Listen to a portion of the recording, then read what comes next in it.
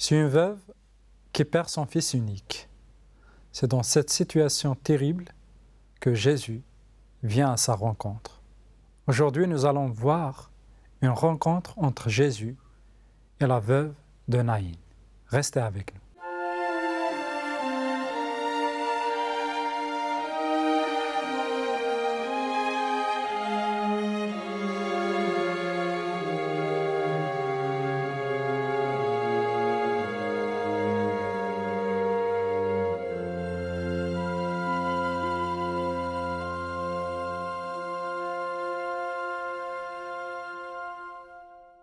Bonjour et bienvenue pour une nouvelle émission dans Rencontre avec le Christ. Avec le pasteur Pierre Péchou, nous allons continuer notre série de rencontres, notre série de voir des gens qui viennent vers Jésus. Et là, nous allons voir une autre rencontre qui a eu lieu entre Jésus et une femme veuve.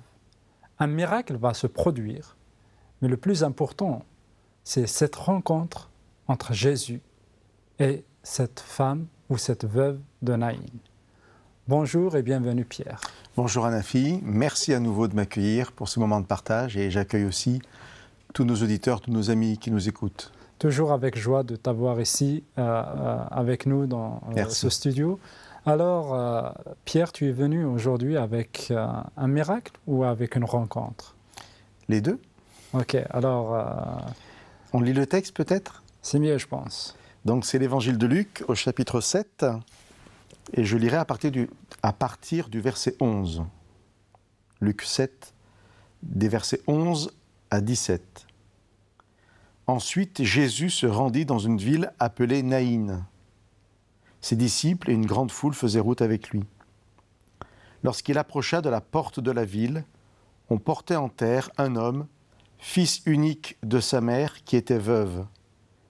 Et il y avait avec elle une importante foule de la ville. Le Seigneur la vit. Il fut ému par elle et lui dit « Ne pleure pas ». Il s'approcha et toucha le cercueil. Ceux qui le portaient s'arrêtèrent. Il dit « Jeune homme, je te l'ordonne, réveille-toi ». Et le mort s'assit et se mit à parler. Il le rendit à sa mère. Tous furent saisis de crainte. Ils glorifiaient Dieu et disaient « Un grand prophète s'est levé parmi nous et Dieu est intervenu en faveur de son peuple. » Cette parole se répandit à son sujet dans la Judée tout entière et dans tous les environs. Une veuve qui perd son fils unique. Autrement dit, elle cesse d'exister. Parce que une femme, elle existe parce qu'il y a son mari. Elle a son mari qui meurt. Il y a l'espoir tant que son fils est là. Il la protège, il la valorise au sein de la société. Il meurt. C'est la fin, en réalité, non seulement pour ce jeune homme, mais aussi pour cette femme. En tout cas, c'est un grand risque pour elle. Soit elle a de la famille, encore assez jeune pour l'accueillir, mais ça va être difficile, effectivement, le quotidien va être très compliqué. Et tu as raison, en fait, de parler de deux morts, pratiquement, sans parler, d'ailleurs, de la peine qu'elle a, où elle peut se sentir plus vivante parce que son mari est mort et son fils unique. Et le texte le précise bien, ce n'est pas pour rien que Luc nous rappelle que c'était son fils unique. Donc, voilà, effectivement, c'est la rencontre de Jésus qui va peut-être ressusciter deux personnes au lieu d'une. Ouais. Ça, c'est pour moi le petit détail que je voulais aborder en premier, c'est-à-dire faire comprendre cette situation tragique de cette femme. Merci donc d'avoir introduit cette première chose. Le contexte du texte, simplement parce que j'ai commencé la lecture par le mot « ensuite ». Nous, on s'intéresse, c'est aussi un détail, hein, mais si Luc commence l'histoire de cette veuve de Naïn, de ce fils mort par ensuite, il nous invite peut-être à voir ce qu'il y avait avant. Ouais. Avant, je vais juste lire un verset, vous dire avant de le lire que c'est la rencontre entre Jésus et un centurion, un homme qui n'est pas juif, qui n'a pas donc normalement à bien connaître la religion et ce qui était la foi de cette époque, et qui pourtant va dire à Jésus, ce n'est pas la peine que tu te déplaces, dis seulement une parole, et mon serviteur sera guéri. Ça suffit. Ça suffit. Alors, ce que je veux vous lire, en fait, c'est la réaction de Jésus. C'est le verset 9, toujours du chapitre 7. Lorsque Jésus entendit ces paroles, il s'étonna à son sujet, se tourna vers la foule qui le suivait et dit, « Je vous le dis, même en Israël, je n'ai pas trouvé une telle foi. » Donc, la foi de cet homme, absolument incroyable, puisqu'il comprend que la parole de Dieu suffit et qu'il n'y a pas besoin de la présence physique, cette foi extraordinaire est mise en avant. Ensuite, et là on est dans notre histoire, c'est bien de voir que notre foi, qui d'ailleurs, au passage, Hanafi, nous est donnée par Dieu. Oui, donc c'est un don. Nous n'avons même pas, et ça c'est vraiment entre parenthèses, à nous glorifier de notre foi, parce que la parole de Dieu nous dit que Dieu nous donne la foi. Nous avons juste à croire que nous l'avons reçue et à l'utiliser. Et avant de fermer la parenthèse, je me permets de rajouter quelque chose. Une personne qui dirait « je n'ai pas assez de foi pour faire ci ou pour faire ça », elle devrait plus justement dire « je n'arrive pas à utiliser la foi que Dieu m'a donnée ». Ouais. Il faut croire que Dieu nous a donné la foi. Je ferme la parenthèse. Ouais. C'est bien, c'est une invitation à chacun d'utiliser cette foi que Dieu donne. Ensuite, nous avons quelqu'un qui est mort. Donc, comment pourrait-il utiliser sa foi puisqu'il est mort? Et ensuite, on voit que Jésus peut venir à la personne si la personne ne peut pas venir à elle. Là, c'est une évidence, la personne est morte. Donc, elle ne peut pas venir à Jésus. Y compris la maman aussi. Et la maman, j'ai envie de dire, elle a autre chose à penser peut-être. Puis son fils est mort de toute façon. Elle est, en fait... Alors, ça veut dire que cette histoire de ce jeune homme, de la veuve de Naïn, de la ville de Naïn, en fait, c'est les quelques histoires où Jésus fait le déplacement, où Jésus vient parce qu'il y a une impossibilité à la personne de venir. Et où il n'y a pas d'intercesseur, c'est-à-dire une personne qui va faire le déplacement à la place. Ce que faisait un peu le centurion ou que font d'autres personnes. Et ça nous rappelle encore une fois que pour X raisons, je ne suis peut-être pas en possibilité d'aller vers Jésus, mais Jésus peut venir vers moi.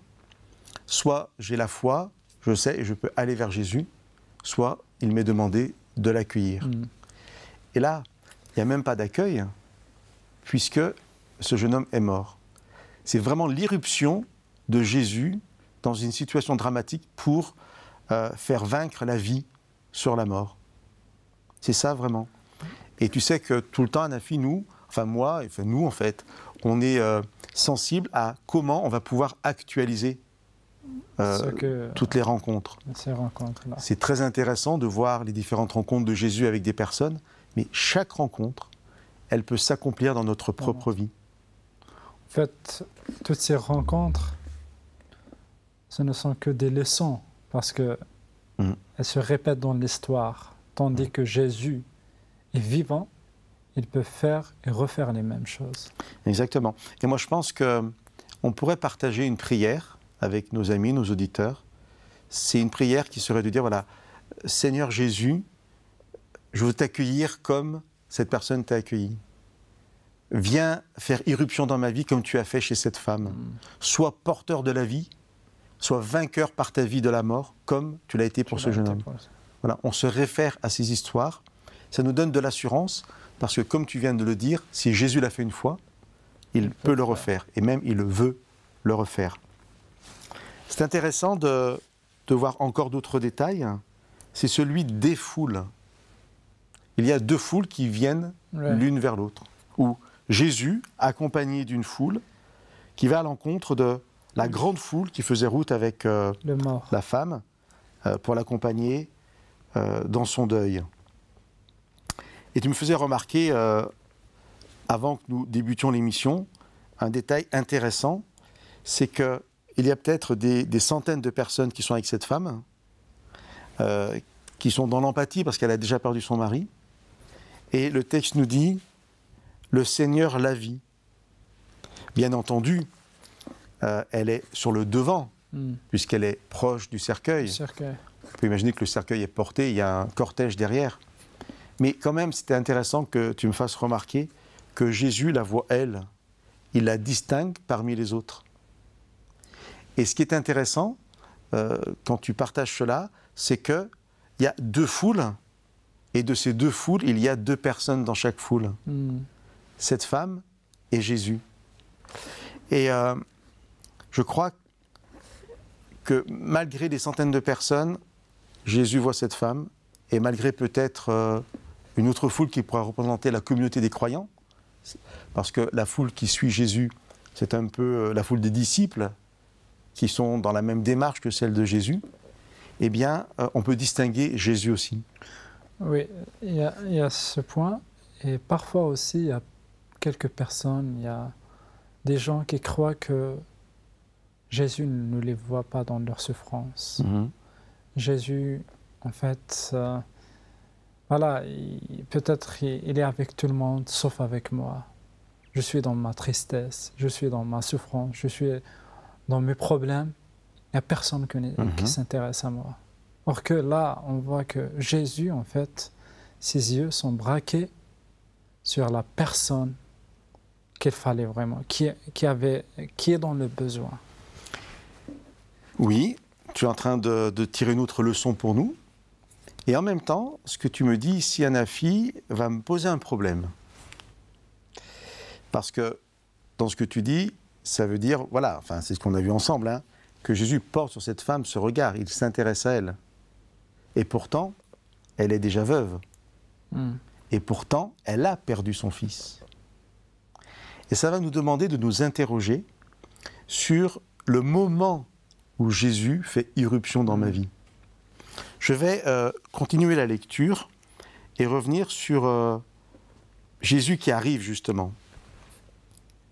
Le Seigneur la vit, il fut ému par elle et il lui dit « Ne pleure pas ». Donc, trois temps, une connexion par la vue, c'est-à-dire cette femme devient celle qui est vue par Jésus. Deuxièmement, une émotion, Jésus fut ému. Donc ça veut dire que ce n'est pas n'importe quelle émotion. Elle ressent sa douleur. Voilà, ce qu'on appelle de l'empathie, de la sympathie, et un réconfort. Ne pleure pas. Et par rapport à ce que tu disais, pourquoi Jésus n'arrive que maintenant, quand la mort est déjà là? C'est ce que nous allons voir dans la deuxième partie. Alors, restons pour la deuxième partie où nous allons voir pourquoi Jésus avait permis des choses, et là il intervient au moment qu'il fallait intervenir. Restez avec nous.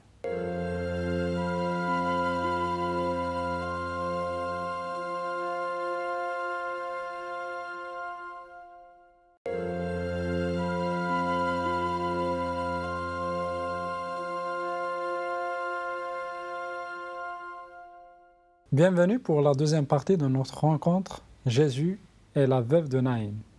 Nous avons vu dans la première partie que, en fait, on s'est quitté sur la question pourquoi Jésus a laissé ou n'a pas empêché la mort du mari et aussi de l'enfant. En fait, c'était la question de notre pasteur Pierre Péchaud. Alors Pierre, tu avais posé cette question à la fin de la première partie. Est-ce que tu as une réponse? En tout cas, c'est important de poser la question avant d'aborder la réponse. Parce que je veux bien qu'ensemble, nous parlions de cette bénédiction de Jésus qui vient, qu'il est ému, qu'il lui dit « ne pleure pas » parce qu'effectivement, nous on sait, on a lu l'histoire, qu'il va ressusciter son fils. Mais la question qui se pose, il faut que ce soit clair, qu'on ne la cache pas.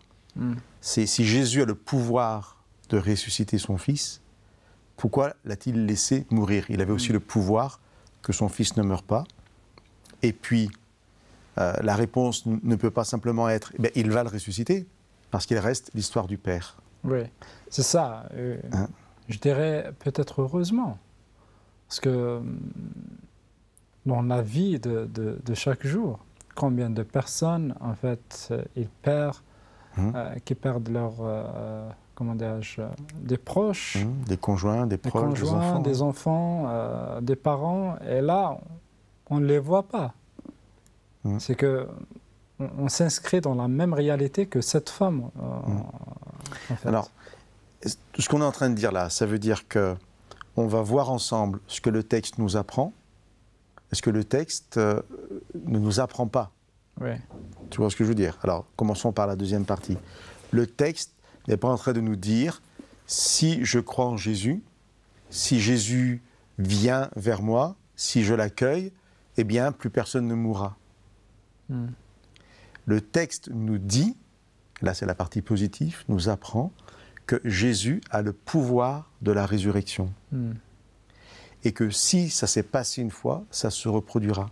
Okay. Je vais le dire différemment, parce qu'ensuite je vais l'appliquer, comme d'habitude, à aujourd'hui.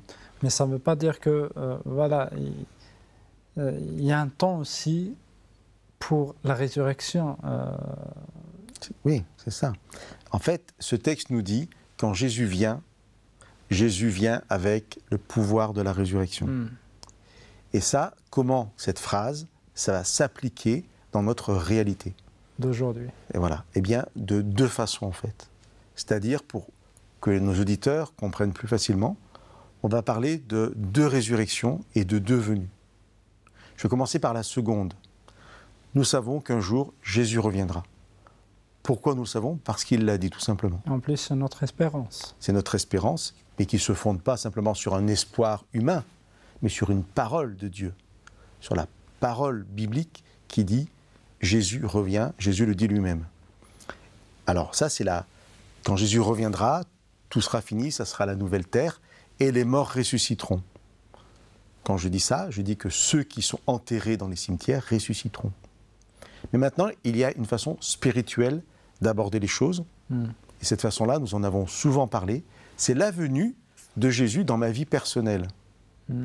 Non pas que le personnage en chair et en os va surgir dans mon salon, mais que par l'Esprit Saint, Jésus sera présent à l'intérieur de moi, dans mon corps. Okay. Et là, la Bible va parler de nouvelle naissance. Et nous avons abordé ce thème-là lorsque Jésus rencontre Nicodème. Nicodème, oui. Eh bien, Jésus va dire à Nicodème, si tu ne nais pas d'en haut, c'est-à-dire ça doit venir de Dieu, mais aussi si tu ne nais pas de nouveau, tu ne peux voir le royaume de Dieu. Et là, on aborde le thème de la nouvelle naissance. Je pense que l'apôtre Paul, c'est pour cette raison, quand il parle d'une mort spirituelle, exactement. Quand on ne connaît pas Jésus, c'est la mort spirituelle. Tout à fait. Une fois que quelqu'un rencontre Jésus, là, il y a une résurrection spirituelle au début. Voilà, tout à fait. Donc ça, c'est de façon spirituelle qu'on aborde les choses, mais c'est une réalité aussi forte. Ouais. Et c'est une nouvelle naissance, une résurrection quelque part aussi forte que la résurrection des corps quand Jésus reviendra. Pourquoi je me permets d'insister là-dessus?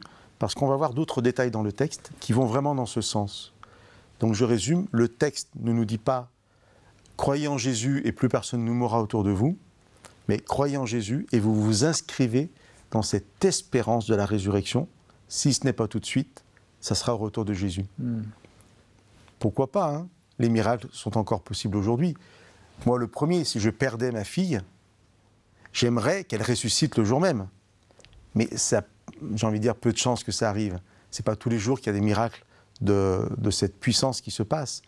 Mais je garde l'espérance qu'au retour de Jésus, mon enfant ressuscitera. Et l'espérance chrétienne, en fait, devient synonyme de l'assurance. Ouais. Ce n'est pas l'espoir que peut-être ça arrivera. C'est une assurance. J'espère, mais j'en sais rien du tout. C'est une réalité. C'est une réalité. L'espérance, c'est une assurance que ce que Jésus a dit aujourd'hui arrivera demain. Ouais. Alors dans le texte, pourquoi j'insiste vraiment là-dessus?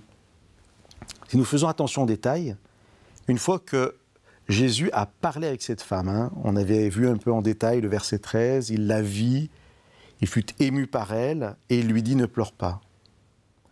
Maintenant, on accepte plus facilement, même s'il y a eu déjà 2 morts, son mari et son fils. Jésus vient faire irruption dans sa vie à ce moment précis, parce qu'elle a vraiment besoin de cet encouragement à ce moment-là, et que Jésus doit aussi démontrer à travers cette résurrection toute sa puissance. Alors, les détails dont je parlais, en fait, c'est justement lié à cette puissance. Je lis la suite du texte, c'est le verset 14. « Il s'approcha et toucha le cercueil. » Donc, il fait le dernier pas et il va toucher le cercueil. Et comme dans un film, on va faire un arrêt sur image.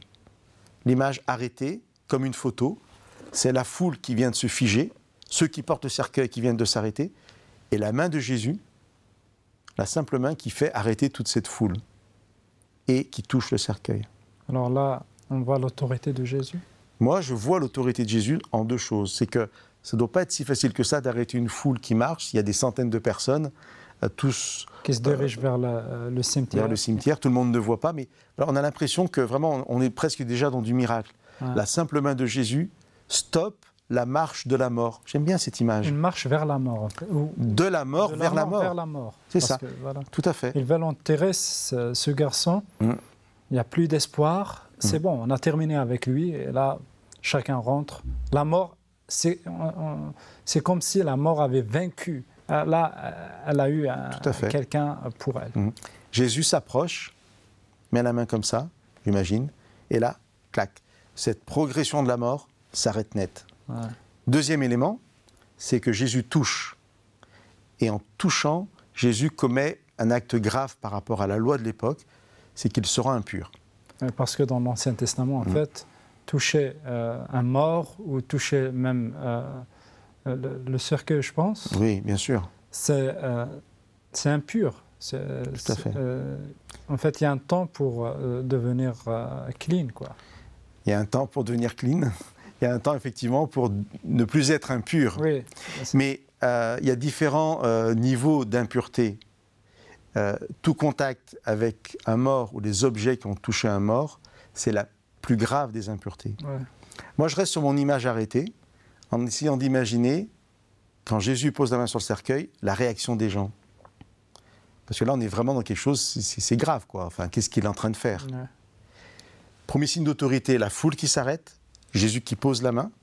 C'est-à-dire que dans l'Ancien Testament, en fait, la loi interdit de toucher un mort parce que l'impureté est contagieuse. Et donc, la contagion de l'impureté va contaminer, par définition, celui qui est pur et qui devient impur. Et quand Jésus vient annoncer cette bonne nouvelle d'une réconciliation de l'homme avec Dieu, un bouleversement de toutes choses, eh bien l'inverse va se produire. Jésus, le pur, va contaminer ce qui est impur. Ce qui va se passer là, c'est que lui qui est pur, en touchant le cercueil, qui symbolise le mort, bien sûr, il va contaminer, il va donner sa vie au mort, et le mort va ressusciter. Et ensuite, on va voir les paroles de Jésus pour aller dans le même sens. Il s'approcha et toucha le cercueil. Ceux qui le portaient s'arrêtèrent. Il dit, « Jeune homme, je te l'ordonne, réveille-toi. » Alors, parfois, on personnifie la mort. Non pas que la mort ait une existence en elle-même, mais Jésus parle à la mort en quelque sorte. C'est-à-dire, il est déjà vainqueur de la mort. Voilà, par sa présence parmi nous. Et voilà, il ordonne, c'est un commandement. Jeune homme, je te l'ordonne, réveille-toi. Et le mort s'assit et se mit à parler. Il ne faut peut-être pas imaginer un cercueil comme le nôtre avec un couvercle cloué, mais plutôt un linceul qui est porté. Et là, il n'y a pas de temps, il n'y a pas d'hésitation. Je répète encore une fois la parole de Jésus. « Jeune homme, je te l'ordonne, réveille-toi. » Et le mort s'assit et se mit à parler. Tu me rappelais aussi que Luc était médecin et que peut-être en tant que médecin, il s'intéresse à ce détail qui va prouver qu'il est ressuscité. Qu'il est vraiment ressuscité. On ne pourra pas le contester. Il est assis et il se met à parler. Beaucoup de personnes vont l'entendre. Il est vraiment vivant. La nouvelle, bien sûr, va se répandre et les gens vont dire « Mais qui est cet homme qui ressuscite même les morts ?» Comment je vais actualiser encore une fois ce texte pour aujourd'hui? Il y a toujours un maintenant où Jésus va venir à ma rencontre. Parfois, pour moi, ce maintenant, il est trop tard. Parce que j'ai perdu un proche, un conjoint dans l'histoire, mais aussi un fils. J'ai vraiment l'impression que Dieu n'est pas avec moi. Mais il y a un maintenant où Jésus vient, je peux ne pas comprendre pourquoi ça n'a pas été avant. Je peux être sûr que Jésus vient dans ma vie. Nous avons vu dans ce texte que même si ce ne sera pas tout de suite, nous avons l'assurance de la résurrection des morts. J'aimerais qu'aujourd'hui, chacun d'entre nous, chacun puisse accueillir Jésus dans sa vie pour ancrer en lui cette espérance qu'à son retour, Jésus ressuscitera tous les morts. Merci beaucoup, Pierre. On arrive à la fin de cette émission. On veut se quitter par cette promesse que Jésus est là pour ressusciter les morts. Jésus est là pour nous ressusciter de notre mort. Toi qui nous regardes aujourd'hui, Jésus peut ressusciter déjà l'espoir peut-être qui est mort dans ta vie. Parce que tu dois savoir que même la mort ne peut pas tenir devant Jésus. Merci de nous avoir suivis et à très très bientôt.